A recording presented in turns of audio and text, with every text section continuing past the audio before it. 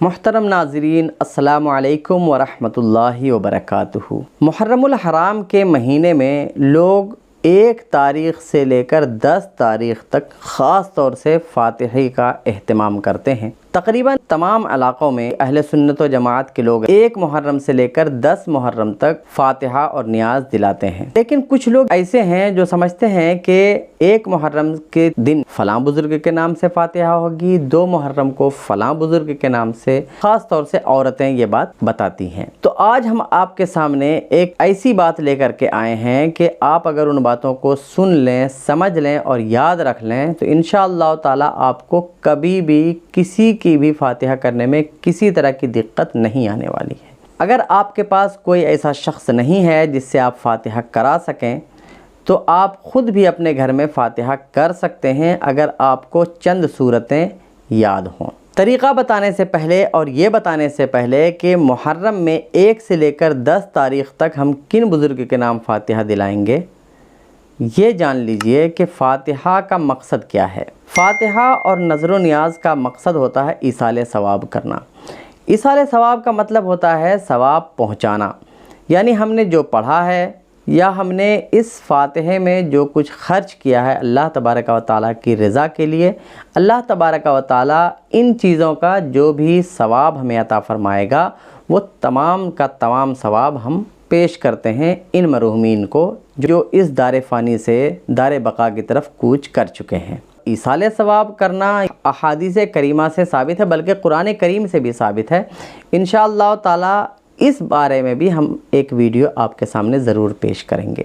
فی الحال اس ٹاپک پہ بات کر لیتے ہیں۔ 1 محرم سے لے کر 10 محرم تک کن کے نام فاتحہ دلانا ہے اور کیسے دلانا ہے، تو بہت ہی سمپل طریقہ یہ ہے کہ ہم ایصال ثواب جو کرتے ہیں تو اس کے لیے سب سے پہلی بات تو یہ ہے کہ کوئی دن خاص نہیں ہے، سال بھر میں آپ جب چاہیں جن کے نام سے چاہیں فاتحہ دلا سکتے ہیں، ایصال ثواب کر سکتے ہیں۔ کسی خاص دن میں جو ایصال ثواب کا اہتمام کیا جاتا ہے اس کا مقصد صرف یہ ہوتا ہے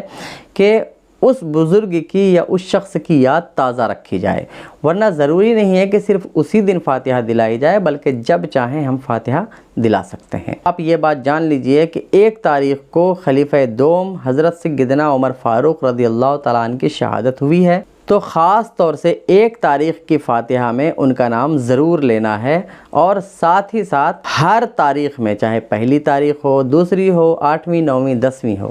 ہر تاریخ میں شہدائے کربلا کے نام سے ہم یہ فاتحہ کریں گے۔ لیکن فاتحہ جو کرتے ہیں تو اس میں بخشنے کا طریقہ یہ ہے کہ سب سے پہلے ہم رسول اللہ صلی اللہ تعالیٰ علیہ وسلم کے روح پرفتوح پر اس کا ثواب پیش فرمائیں گے۔ ان کے وسیلے سے تمام انبیاء، اولیاء، شہداء، علماء، صحابہ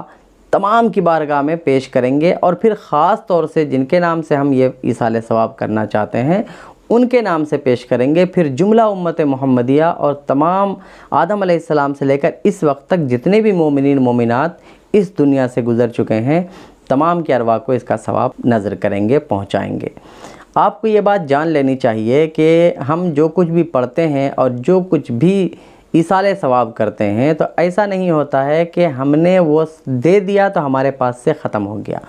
یہ دنیاوی قانون ہے کہ اگر ہمارے اکاؤنٹ میں 5000 روپے ہیں اور کسی نے ہم سے 5000 روپے قرض مانگے اور ہم نے ان کو ٹرانسفر کر دیا تو ہمارا اکاؤنٹ، ہمارا بینک بیلنس خالی ہو جائے گا۔ لیکن اگر آپ یہ اللہ تبارک و تعالیٰ کے ساتھ یہ معاملہ کرتے ہیں تو اللہ تبارک و تعالیٰ اس کا ثواب، آپ نے جو پڑھا ہے، آپ نے جو کچھ پیش کیا ہے، نذر پیش کیا ہے، تو اس کا ثواب آپ کو جو ملنا ہے وہ تو ملنا ہی ہے، اور جتنے لوگوں تک آپ اس کا ثواب پہنچاتے ہیں ان تمام کو اس کا ثواب برابر بغیر کسی حساب کے اور بغیر کسی تقسیم کے ملتا ہے۔ تو اسی لیے اگر آپ کا کوئی دشمن بھی ہے، یعنی کہ ان کی زندگی میں اگر آپ سے دشمنی بھی تھی، تو آپ ان کو بھی نہ بھولیں، بلکہ خاص طور سے ان کا نام لے کر کے ایصال ثواب کریں، تاکہ اللہ تبارک و تعالیٰ آپ کے اس نیک عمل کے بدلے اور آپ کے اس دل کی صفائی کی وجہ سے ہو سکتا ہے اللہ آپ کی مغفرت فرما دے۔ امید ہے کہ آپ نے اس مسئلے کو بھی اچھی طرح سے سمجھ لیا ہوگا۔ تو السلام علیکم ورحمۃ اللہ وبرکاتہ۔